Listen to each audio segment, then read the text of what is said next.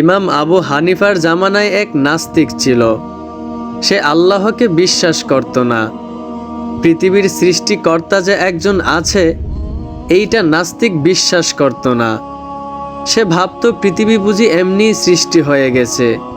সে ভাবত পৃথিবীর মানুষগুলা এমনি এমনি সৃষ্টি হয়ে গেছে।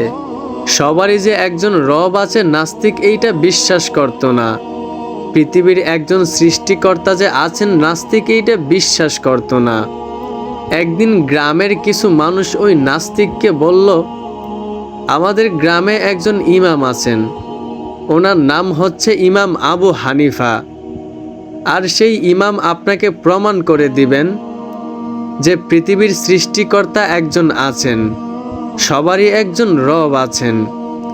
নাস্তিক তখন বলল, আচ্ছা আপনার সেই ইমামকে আমার সামনে আনিয়েন, দেখা যাক আপনার ইমাম